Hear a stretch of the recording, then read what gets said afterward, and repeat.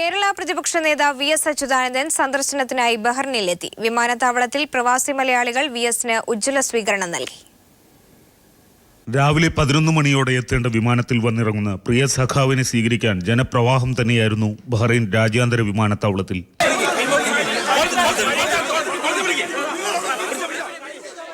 11:30 പുറത്തിറങ്ങിയ വി.എസിന് തിങ്ങി നിറഞ്ഞ ജനക്കൂട്ടം നൽകിയ സ്വീകരണം കണ്ട് സ്വദേശികൾ പോലും അക്ഷരാർത്ഥത്തിൽ അത്ഭുതപ്പെട്ടു.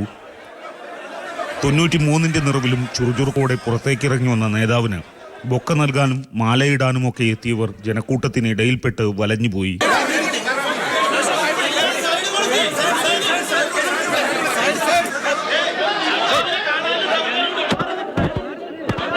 തുടർന്ന് സംഘാടകർ തീർത്ത പ്രതിരോധ വലയത്തിലൂടെയാണ് വി.എസ്. വാഹനത്തിലേക്ക് നീങ്ങിയത്.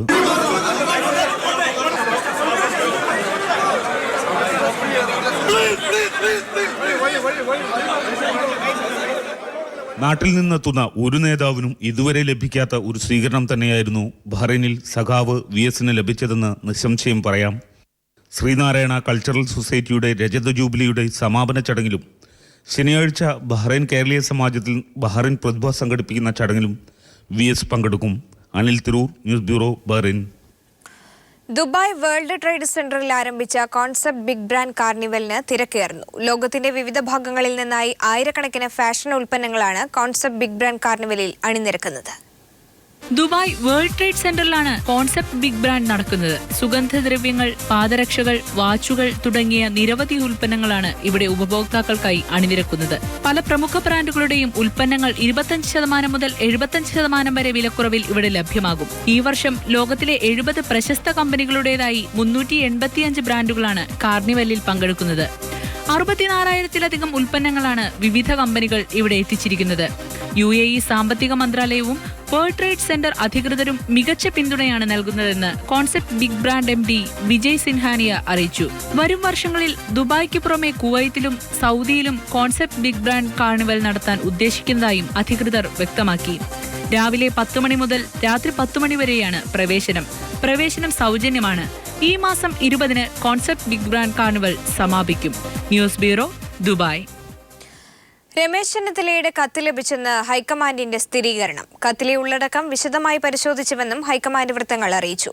എന്നാൽ പരസ്യ പ്രതികരണത്തിന് നേതാക്കൾ തയ്യാറായില്ല. രമേശ് ചെന്നിത്തല നാളെ ദില്ലിയിൽ സോണിയാഗാന്ധി ഉൾപ്പെടെയുള്ള നേതാക്കളുമായി കൂടിക്കാഴ്ച നടത്തും.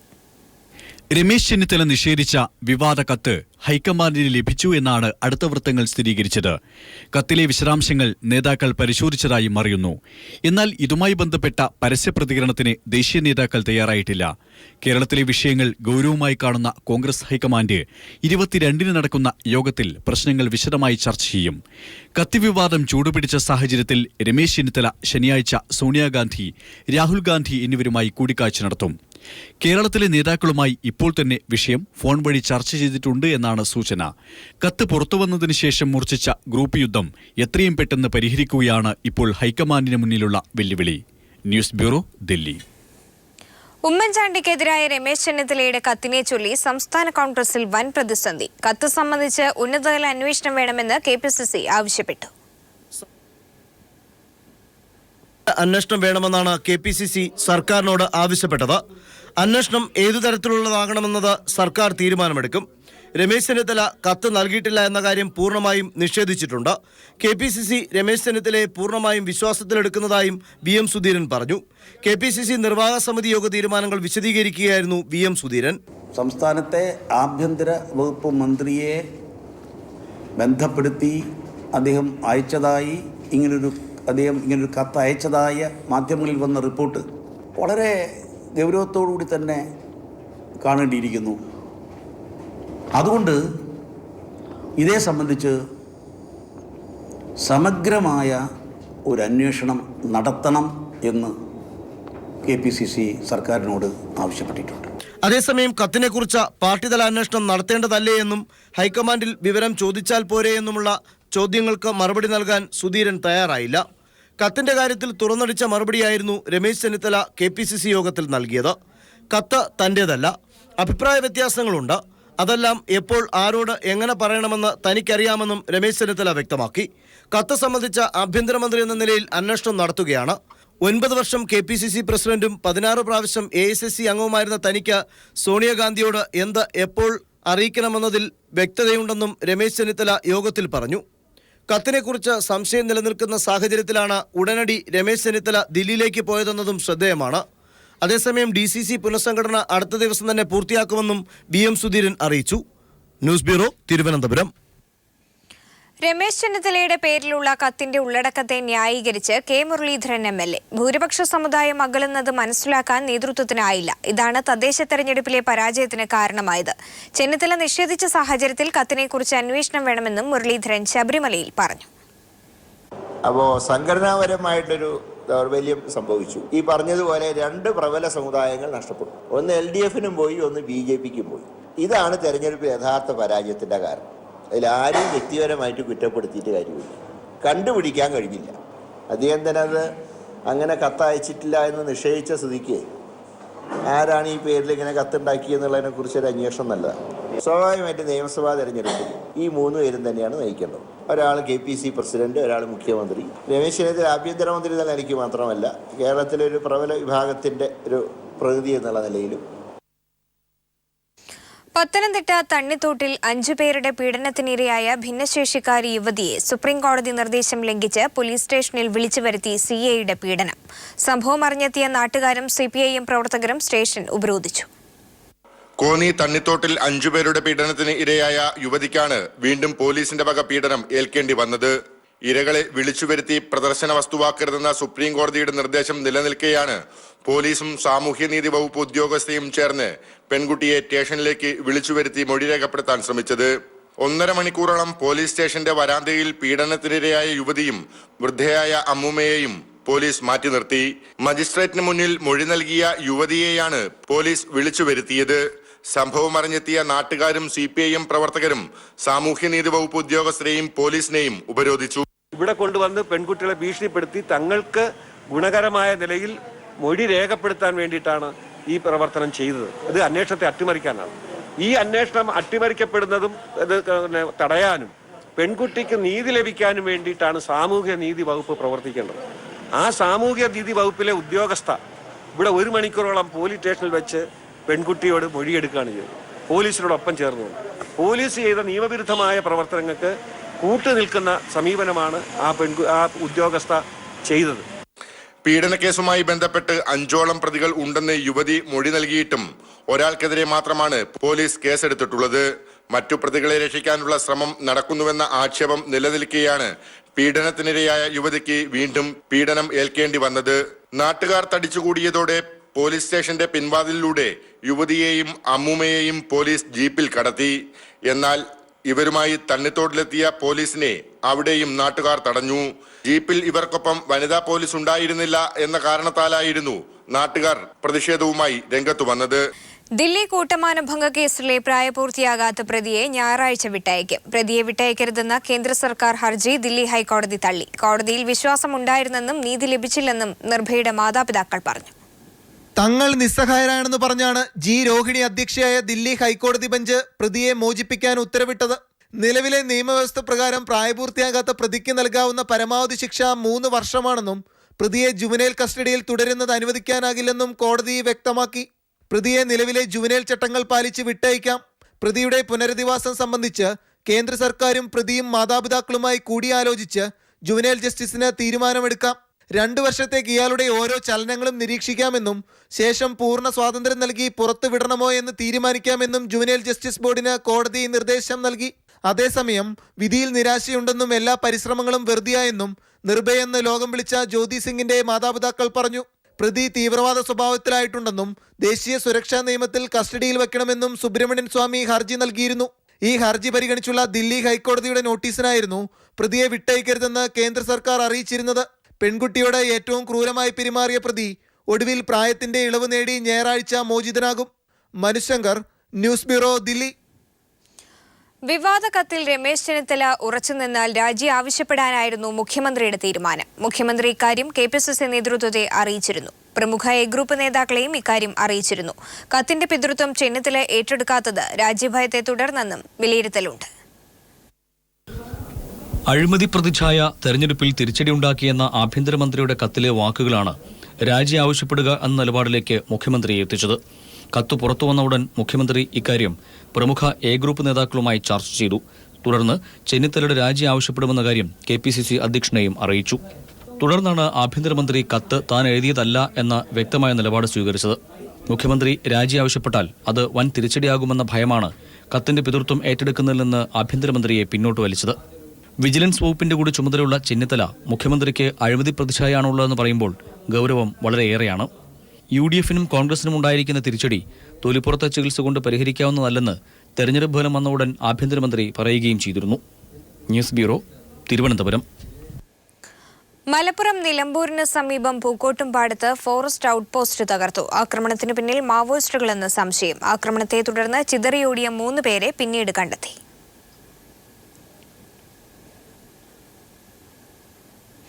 അന്താരാഷ്ട്ര വിപണിയിൽ അസംസ്കൃത എണ്ണയുടെ വില 1/3 കുറഞ്ഞിട്ടും ഇന്ധനവിലയിൽ മാറ്റം വരുത്താത്ത കേന്ദ്ര സർക്കാർ നടപടിക്കെതിരെ പ്രതിഷേധം വ്യാപകമാകുന്നു. അസംസ്കൃത എണ്ണയുടെ വില അന്താരാഷ്ട്ര വിപണിയിൽ ബാരലിന് $120 നിന്ന് $36 കുറഞ്ഞെങ്കിലും കേന്ദ്രം കുറച്ചത് 5 രൂപയാണ്. 5 രൂപ കുറച്ചപ്പോൾ 6 രൂപ നികുതി കൂട്ടുകയും ചെയ്തു കേന്ദ്ര സർക്കാർ. നരേന്ദ്രമോദി അധികാരത്തിലെത്തിയ ശേഷം അന്താരാഷ്ട്ര വിപണിയിൽ ക്രൂഡ് ഓയിലിന്റെ വില 1/3 കുറഞ്ഞു. എന്നാൽ പെട്രോൾ വില കേവലം 5 രൂപ മാത്രമാണ് കുറച്ചത്. അതേസമയം എക്സൈസ് നികുതി 5 തവണയായി 6 രൂപ കൂട്ടി. ക്രൂഡിന്റെ അന്താരാഷ്ട്ര വിലയനുസരിച്ച് പെട്രോളിന് 53 പൈസയും ഡീസലിന് 50 പൈസയും കുറച്ചതിന് പിന്നാലെ എക്സൈസ് നികുതി ഇനത്തിൽ കേന്ദ്രം പെട്രോളിന് 30 പൈസയും ഡീസലിന് 1 രൂപ 17 പൈസയും കൂട്ടുകയായിരുന്നു. UPA സർക്കാരിന്റെ ഏറ്റവും വലിയ പരാജയമാണ് ഇന്ധനവില വർധനവെന്ന് അന്ന് ട്വീറ്റ് ചെയ്ത നരേന്ദ്രമോദിയുടെ പക്ഷപാതിത്വം ഈ കണക്കുകൾ തുറന്നുകാട്ടുന്നു. ഇന്ധന വർധനവ് മൂലം ഗുജറാത്ത് സർക്കാരിന് 100 കണക്കിന് കോടിയുടെ അധിക ബാധ്യത വരുന്നുവെന്ന് പരിതപിച്ച മോദി പക്ഷേ പ്രധാനമന്ത്രിയായപ്പോൾ സംസ്ഥാനങ്ങൾക്കുണ്ടാകുന്ന ബാധ്യത തെല്ലും കണക്കിലെടുക്കുന്നില്ല. മോദി അധികാരമേൽക്കുമ്പോൾ ക്രൂഡ് ബാരലിന് വിപണിയിൽ $120 ആയിരുന്നു വില. ഇന്ന് അത് $36 കുറഞ്ഞു. എന്നാൽ അന്ന് 69 രൂപ 15 പൈസയായിരുന്ന പെട്രോളിന്റെ വില 63 രൂപ 67 പൈസയായി നിൽക്കുന്നു. ക്രൂഡിന്റെ വിലയുടെ അടിസ്ഥാനത്തിൽ 25 രൂപ മാത്രമേ ഈടാക്കാനാകൂ. കൊച്ചിയിൽ 63 രൂപ 67 പൈസയുള്ള പെട്രോളിന് കേന്ദ്രം എക്സൈസ് നികുതിയായി ജനങ്ങളിൽ നിന്ന് പിരിക്കുന്നത് 19 രൂപ 36 പൈസയാണ്. സംസ്ഥാന സർക്കാർ വിൽപ്പന നികുതിയായി 15 രൂപ 70 പൈസയും 28 രൂപ 61 പൈസ അടിസ്ഥാന വിലയുള്ള പെട്രോളിന് 35 രൂപ 60 പൈസയാണ് ഈ 2 സർക്കാരുകളും കൂടി കൊള്ളയടിക്കുന്നതെന്നർത്ഥം. ഡീസലിന്റെ സ്ഥിതിയാണ് ഇതിലും കഷ്ടം. പെട്രോൾ കമ്പനികളുടെ എല്ലാ കൊള്ളലാഭവും കഴിഞ്ഞ് 14 രൂപ 81 പൈസ മാത്രമാണ് 1 ലിറ്റർ ഡീസലിന്റെ അടിസ്ഥാന വില. ജനങ്ങൾ കൊടുക്കേണ്ടതാകട്ടെ 49 രൂപ 57 പൈസ. ഇരട്ടിയിലേറെ രൂപയാണ് 2 സർക്കാരുകളും കൂടി ജനങ്ങളെ പിഴിയുന്നത്.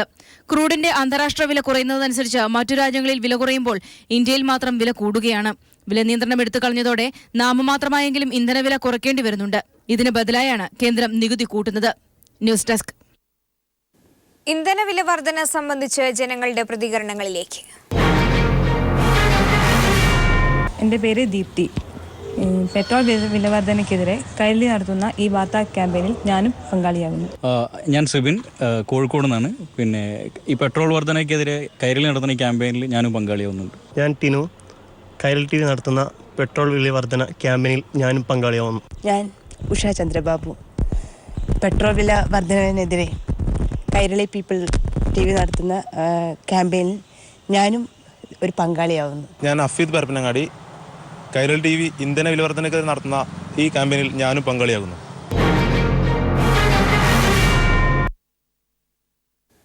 മദർ തെരേസയെ അടുത്ത വർഷം സെപ്റ്റംബർ 4 വിശുദ്ധ പദവിയിലേക്ക് ഉയർത്തുമെന്ന് റിപ്പോർട്ട്. മദർ തെരേസയുടെ മധ്യസ്ഥതയിൽ നടന്ന 2ാമത്തെ അത്ഭുത പ്രവൃത്തി ഫ്രാൻസിസ് മാർപ്പാപ്പ അംഗീകരിച്ചുവെന്ന് കത്തോലിക്കാ പത്രം റിപ്പോർട്ട് ചെയ്തു. എന്നാൽ വത്തിക്കാൻ ഔദ്യോഗികമായി സ്ഥിരീകരിച്ചിട്ടില്ല. പുതിയ വാഹനം വാങ്ങുമ്പോൾ താൽക്കാലിക രജിസ്ട്രേഷൻ ഓൺലൈൻ വഴിയാക്കാൻ ട്രാൻസ്പോർട്ട് കമ്മീഷണറുടെ ശുപാർശ. രജിസ്ട്രേഷന് വ്യാപകമായ തോതിൽ പണപ്പിരിവ് നടക്കുന്നുവെന്ന ആരോപണത്തെ തുടർന്നാണ് മോട്ടോർ വാഹന വകുപ്പിന്റെ നടപടി. ട്രാൻസ്പോർട്ട് കമ്മീഷണർ ടോമിൻ ജെ തച്ചങ്കരിയുടെ ശുപാർശ മന്ത്രി തിരുവഞ്ചൂർ രാധാകൃഷ്ണൻ അംഗീകരിച്ചു. കുമ്മനം രാജശേഖരനെ BJPയുടെ പുതിയ സംസ്ഥാന അധ്യക്ഷനായി പ്രഖ്യാപിച്ചു. ദില്ലിയിൽ ദേശീയ അധ്യക്ഷൻ അമിത്ഷായാണ് പ്രഖ്യാപനം നടത്തിയത്. അതേസമയം BJPയിൽ പ്രാഥമിക അംഗത്വം പോലുമില്ലാത്ത കുമ്മനത്തെ അധ്യക്ഷനാക്കുന്നതിൽ ഒരു വിഭാഗം നേതാക്കൾക്കിടയിൽ അമർഷമുണ്ട്. ബുധനാഴ്ച ദില്ലിയിൽ ചേർന്ന BJP കോർ കമ്മിറ്റി യോഗത്തിൽ കുമ്മനത്തെ അധ്യക്ഷനാക്കാൻ തീരുമാനം കൈക്കൊണ്ടിരുന്നു. RSS നേതൃത്വത്തിന്റെ ശക്തമായ നിലപാടിനെ തുടർന്നാണ് പാർട്ടി അധ്യക്ഷ പദവിയിലേക്ക് കുമ്മനം എത്തുന്നത്. തീവ്ര ഹിന്ദുത്വ നിലപാടുകൾ സ്വീകരിക്കുന്ന കുമ്മനത്തെ അധ്യക്ഷനാക്കിയതിലൂടെ ഹൈന്ദവ ഏകീകരണം കൂടി ലക്ഷ്യം വെക്കുന്നുണ്ട് BJP. RSSന്റെ മുഖ്യപ്രവർത്തകനും നിരവധി ഹിന്ദു സംഘടനകളുടെ ഭാരവാഹി കൂടിയായ കുമ്മനം അധ്യക്ഷ പദവിയിലെത്തുന്നത് വരുന്ന നിയമസഭാ തെരഞ്ഞെടുപ്പിൽ ഗുണകരമാകുമെന്ന കണക്കുകൂട്ടലും BJPക്കുണ്ട്. അതേസമയം പ്രാഥമിക അംഗത്വമോ സാധാരണ പ്രവർത്തകനായി BJPയിൽ പ്രവർത്തിച്ചുള്ള പാരമ്പര്യമോ ഇല്ലാത്ത വ്യക്തിയെ സംസ്ഥാന അധ്യക്ഷനാക്കിയതിൽ ഒരു വിഭാഗം സംസ്ഥാന നേതാക്കൾക്കിടയിൽ അമർഷമുണ്ട്. മിസ്ഡ് കോളിലൂടെ BJP അംഗത്വം വർദ്ധിപ്പിക്കാൻ ശ്രമം നടത്തിയപ്പോൾ പോലും കുമ്മനം അതിന് തയ്യാറായിരുന്നുമില്ല. പ്രാഥമികാംഗത്വം പോലുമില്ലാത്ത വ്യക്തിയെ അധ്യക്ഷനാക്കിയതിൽ BJP പ്രവർത്തകർക്കിടയിലും അമർഷമുണ്ട്. നിലവിലെ അധ്യക്ഷൻ V. മുരളീധരനെ തെരഞ്ഞെടുപ്പ് പ്രചരണ സമിതി കൺവീനറായും കേന്ദ്ര നേതൃത്വം തീരുമാനിച്ചു. News bureau, Thiruvananthapuram. വിവിധ മേഖലകളിൽ കഴിവ് തെളിയിച്ചവർക്ക് ഷിഫ അൽ ജസീറ മെഡിക്കൽ ഗ്രൂപ്പ് നൽകുന്ന എക്സലൻസ് അവാർഡുകൾ വിതരണം ചെയ്തു. കേരളി TV middle east director EM Ashraf ചടങ്ങിൽ പുരസ്കാരം ഏറ്റുവാങ്ങി. CPIM സംസ്ഥാന സെക്രട്ടറി കോടിയേരി ബാലകൃഷ്ണൻ, മെഗാസ്റ്റാർ മമ്മൂട്ടി, മന്ത്രി PK കുഞ്ഞാലിക്കുട്ടി എന്നിവർ ചടങ്ങിൽ സംബന്ധിച്ചു. ആതുര സേവന രംഗത്തെ നിറസാന്നിധ്യമായ ഷിഫ അൽ ജസീറ മെഡിക്കൽ ഗ്രൂപ്പ് ഏർപ്പെടുത്തിയ എക്സലൻസ് അവാർഡ് ദാന ചടങ്ങ് വ്യവസായ വകുപ്പ് മന്ത്രി PK കുഞ്ഞാലിക്കുട്ടി ഉദ്ഘാടനം നിർവഹിച്ചു. മെഗാസ്റ്റാർ മമ്മൂട്ടി ചടങ്ങിനെത്തിയത് മലപ്പുറത്തിന് ആവേശം പകർന്നു. Shifa Al Jazeera medical group MD KT Rabiullah മലയാളികളുടെ അഭിമാനമായി മാറിക്കഴിഞ്ഞെന്ന് ചടങ്ങിന് അഭിനന്ദനങ്ങൾ അർപ്പിച്ച മമ്മൂട്ടി പറഞ്ഞു. ഞാൻ ഇപ്പോൾ കൊടുത്ത ഈ സഹായത്തിന്റെ കണക്ക് നോക്കിയപ്പോൾ ഈ ഒരു മണിക്കൂറിൽ നടന്ന് 86 ലക്ഷം രൂപ. പല ആളുകളും പല സ്ഥലത്ത് വെച്ചും പല വാഗ്ദാനങ്ങൾ ഞാൻ നിങ്ങൾക്ക് 1 തരാം, 2 തരാം, 10 തരാം, 5 കോടി തരാം, 1 ലക്ഷം തരാം, 2 ലക്ഷം തരാം എന്നൊക്കെ പറഞ്ഞിട്ട് ഈ വാഗ്ദാനങ്ങൾ നിറയുന്നല്ലാതെ പെട്ടിയിൽ കാശ് വീഴാറില്ല. വാഗ്ദാനം കൊണ്ട് പെട്ടി നിറയും. ഈ വാഗ്ദാനങ്ങൾ കൊടുക്കാതെ ഇൻ ക്യാഷ് ചെക്ക് പോലുമില്ല, പാസ്സായി പോവാത്ത ചെക്ക് പോലുമില്ല. മാധ്യമപ്രവർത്തന മേഖലയിൽ കഴിവ് തെളിയിച്ചവർക്കുള്ള പുരസ്കാരങ്ങൾ CPIM സംസ്ഥാന സെക്രട്ടറി കോടിയേരി ബാലകൃഷ്ണൻ വിതരണം ചെയ്തു. Kairali TV middle east director EM Ashraf പുരസ്കാരം ഏറ്റുവാങ്ങി. PC ഹരീഷ്, ഗിരീഷ് ഒറ്റപ്പാലം തുടങ്ങിയവരും സാമൂഹ്യരംഗത്തെ സേവനങ്ങൾക്കുള്ള പുരസ്കാരങ്ങൾ P. ഉബൈദുള്ള MLA-യും മുൻ നഗരസഭാ ചെയർമാൻ KP മുസ്തഫയും സ്വീകരിച്ചു. ഇരുവരും പുരസ്കാരത്തുക റബിയുള്ള നൽകുന്ന ബൈത്തുർ റഹ്മ പദ്ധതിയിലേക്ക് സംഭാവന ചെയ്തു. അൻവർ സാദത്ത് MLA, ഷെയ്ഖ് ഹുദൈഫ അൽ ഗസാലി, KP മുഹമ്മദ് കുട്ടി തുടങ്ങിയവർ ചടങ്ങിൽ സംസാരിച്ചു. കൊല്ലത്ത് RSP പിളർപ്പിലേക്ക് RSP സംസ്ഥാന സമിതി അംഗം രഘുത്തമൻ പിള്ള ഉൾപ്പെടെയുള്ളവർ പാർട്ടി വിടാൻ തീരുമാനിച്ചു. CPIM-ൽ ചേർന്ന് പ്രവർത്തിക്കാൻ ഇവർ തീരുമാനിച്ചു. UDF-നൊപ്പം നിന്ന് തദ്ദേശ തെരഞ്ഞെടുപ്പിൽ വലിയ തിരിച്ചടി നേരിട്ട RSP-യിലെ പൊട്ടിത്തെറി മറനീക്കി പുറത്തു വന്നു. സംസ്ഥാന കമ്മിറ്റി അംഗവും കൊല്ലം ജില്ലയിലെ പാർട്ടിയുടെ സജീവ സാന്നിധ്യവുമായ രഘുത്തമൻ പിള്ളയുടെ നേതൃത്വത്തിലാണ് ഒരു വിഭാഗം CPIM-ലേക്ക് പോകുന്നത്. അങ്ങനെ കോൺഗ്രസിന്റെ കൂടെ ഈ പാർട്ടി നിൽക്കുന്നത്തോളം കാലം ഈ പാർട്ടി രക്ഷപ്പെടത്തില്ല എന്നാണ് എന്നെപ്പോലുള്ള ആളുകളുടെ വിലയിരുത്തൽ. അതുകൊണ്ട് ഇടതുപക്ഷ മൈൻഡ് ഉള്ള ഒരാളെന്നുള്ള നിലയിൽ നമുക്ക് ഇടതുപക്ഷ പ്രസ്ഥാനങ്ങളുമായിട്ട് മുമ്പോട്ട് പോകണമെന്നാണ് ആഗ്രഹിക്കുന്നത്. CPIM സംസ്ഥാന കമ്മിറ്റി അംഗം MV ഗോവിന്ദൻ മാസ്റ്റർ കഴിഞ്ഞ ദിവസം കൊല്ലത്തെത്തി രഘുത്തമൻ പിള്ളയടക്കം അസംതൃപ്തരായ RSP നേതാക്കളോട് ചർച്ച നടത്തിയിരുന്നു. പാർട്ടിയുടെ സംസ്ഥാന നേതാക്കളുടെ സ്ഥാപിത താൽപര്യമാണ് തിരിച്ചടി നേരിട്ടിട്ടും ഇപ്പോഴും UDF-ൽ തുടരാനുള്ള കാരണമെന്നാണ് രഘുത്തമൻ പിള്ള കുറ്റപ്പെടുത്തുന്നത്. സമാന ചിന്താധികാരായിട്ടുള്ള വിവിധ പഞ്ചായത്തുകളിൽ ആളുകളുമായിട്ട് ബന്ധപ്പെട്ട് ഞങ്ങൾ കൂട്ടായിട്ട് ആലോചിച്ച് CPM-മായി ബന്ധപ്പെട്ട് പ്രവർത്തിക്കാനാണ് തീരുമാനിച്ചത്. നിയമസഭാ തെരഞ്ഞെടുപ്പിന് മുൻപ് കൊല്ലം ജില്ലയിലെ അസംതൃപ്തരായ RSP-ക്കാരെ പരമാവധി സ്വന്തം കൂടാരത്തിലേക്ക് എത്തിക്കാനാണ് CPIM ശ്രമം. ഇതിനായി CPIM-ന്റെ മുതിർന്ന നേതാക്കൾ തന്നെ രംഗത്തുണ്ട്. RSP-യുടെ യുവജന സംഘടനയായ RYF-ന്റെ പ്രവർത്തകരടക്കം ഇടതുമുന്നണിയിലേക്ക് പോകാനുള്ള തയ്യാറെടുപ്പിലെന്നാണ് സൂചന. ന്യൂസ് ബ്യൂറോ, കൊല്ലം. പുകഞ്ഞ കൊള്ളി പുറത്തു പോകട്ടെ എന്ന് ASS MLA. പാർട്ടിയുടെ നഷ്ടവും കഷ്ടവും എല്ലാവരും ഒരുമിച്ച് സഹിക്കണമെന്ന് ഷിബു ബേബി ജോണും RSP-യിൽ ഭിന്നിപ്പുണ്ടാക്കാൻ CPIM ശ്രമിക്കേണ്ടെന്ന് പ്രേമചന്ദ്രനും പറഞ്ഞു. ആളുകളൊക്കെ കാല് വാരാതിരിക്കുകയും ഒക്കെ ചെയ്ത് പരാജയപ്പെട്ട ആളുകളുണ്ട്. പരാജയപ്പെട്ടവരൊക്കെ പരാജയപ്പെട്ട് കഴിയുമ്പോൾ ഇങ്ങനെ ഒരു കാര്യം പറഞ്ഞിട്ട് അയാളുടെ മനോധർമ്മം അയാളിനായി പോകണമെന്ന് ആഗ്രഹം ഉണ്ടായിരുന്നു കാണും, അയാൾ പോയിക്കോട്ടെ. അതിന് ഇതൊന്നും പറഞ്ഞിട്ട് കാര്യമില്ലല്ലോ. കേരള രാഷ്ട്രീയത്തിൽ എന്താ ആദ്യമായിട്ടാണ് ഒരു പാർട്ടി വിട്ട് ഒരാൾ പോകുന്നത്? നിങ്ങളത് പർവ്വതീകരിച്ച് എന്തോ വലിയ സംഭവം. പാർട്ടിയുടെ സ്ഥാനാർത്ഥിയായി മത്സരിച്ച് ഒരു വ്യക്തി പാർട്ടി വിട്ട് പോകുന്നു, മറ്റൊരു പാർട്ടിയിലേക്ക് ചേരുന്നു. ചെറിയപുരം മണ്ഡലത്തിൽ 100ഓളം പേര് CPM വിട്ട് RSP-യിലേക്ക് വന്നു. അത് നിങ്ങൾക്ക് വാർത്തയല്ലല്ലോ. ഇത് ഒരു വ്യക്തി പോകുന്നു, അദ്ദേഹത്തോടൊപ്പം പാർട്ടിക്കാരും പോകുന്നില്ല. KSFE ക്രിസ്മസ് പുതുവത്സര പദ്ധതിയായ ഭാഗ്യശ്രേയസ് ചിട്ടി 2015 ഉദ്ഘാടനം തൃശൂരിൽ നടന്നു. KSFE ആസ്ഥാനത്ത് നടന്ന ചടങ്ങിൽ ചെയർമാൻ PT ജോസ് ഉദ്ഘാടനം നിർവഹിച്ചു. KSFE MD P രാജേന്ദ്രൻ അധ്യക്ഷനായിരുന്നു. 540-ൽ പരം ശാഖകളിലൂടെ തുടങ്ങുന്ന ഭാഗ്യശ്രേയസ് ചിട്ടി വരിക്കാർക്ക് നറുക്കെടുപ്പിലൂടെ ഒന്നാം സമ്മാനമായി ഒരാൾക്ക് 50 പവൻ സ്വർണവും രണ്ടാം സമ്മാനമായി 38 പേർക്ക് 5 പവൻ സ്വർണവും സമ്മാനമായി നൽകും. പദ്ധതിയിൽ അംഗമാകുന്നവർക്ക് പ്രത്യേക ചിട്ടി വായ്പ സൗകര്യവും ഏർപ്പെടുത്തിയിട്ടുണ്ട്. കോഴിക്കോട് മാൻഹോൾ ദുരന്തത്തിൽ മരിച്ച നൌഷാദിന്റെ കുടുംബത്തിന് കുവൈറ്റ് കല ധനസഹായം കൈമാറി. കലാഭാരവാഹി ഹസൻ കോയ നൌഷാദിന്റെ വീട്ടിലെത്തി ഉമ്മയ്ക്ക് ധനസഹായം കൈമാറി.